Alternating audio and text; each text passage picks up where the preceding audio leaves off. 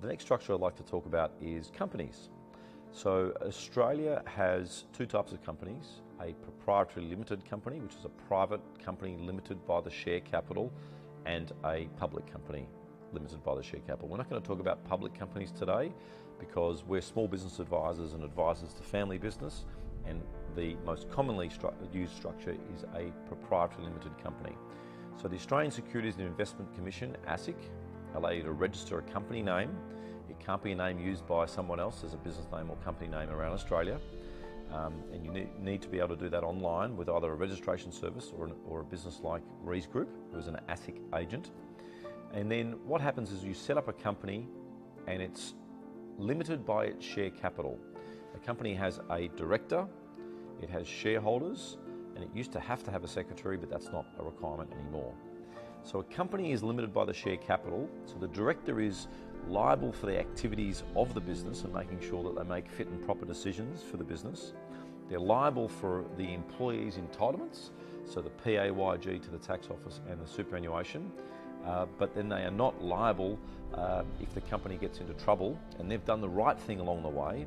So quite often a company is a great structure to start out with. If your business is going to be turning over a few $100,000 a year in the first year, best to probably start out in a company rather than a sole trader or a partnership, because you're moving to a larger point in your business from the beginning rather than just sort of crawling before you start to run. Tax is a big positive with companies as well. The Australian government's been lowering the corporate tax rate. When I started work, I think the corporate tax rate was 36%. It's now for trading businesses 25%, so that's 11% less than what it was. What it means is all profit in the company is only taxed at that lower level of 25%. Now, if you think about the top rate in Australia being very close to 50% once you add Medicare levy, so you're paying almost half of your individual salary in tax, a company is very attractive for you to be able to operate a business from, because any retained profit at the end of the year only attracts a 25% income tax rate.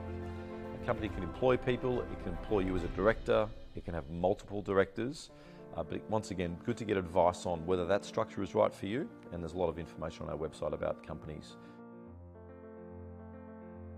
So we've talked about sole traders, we've talked about partnerships, and what I'd like to talk about is the transition from a sole trader or a partnership to another entity.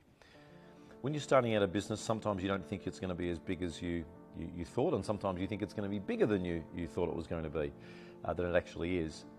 But the transition from a sole trader or a partnership to another entity is actually quite important.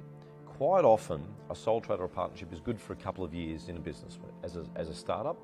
But as soon as you want to expand your markets, potentially go overseas, employ more than a couple of people, transact with some bigger clients, like if you're dealing with a public company and you're providing IT services or a startup IT platform to these bigger companies, a sole trader or partnership actually looks quite small to the real world, and then you need to transition potentially to a new structure. The reasons that you would transition, one of the main reasons of transition is growth and the limitation of liability as a sole trader or a partner in a partnership.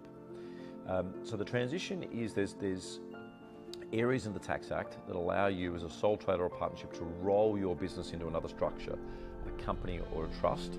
And it's generally a good time to do that around the end of a financial year. You need to take advice from an accountant or a financial planner like myself to make sure whether the rolling over to a new structure is right for you.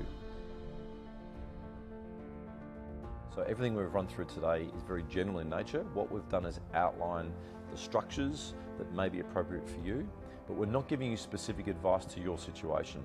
So it's all general advice, and to get specific advice about your situation, you need to make sure that you see a qualified CPA or CA accountant like ourselves at Rees Group, or a financial planner that can then refer you to the right person to talk about tax and your structures and relating to your specific situation.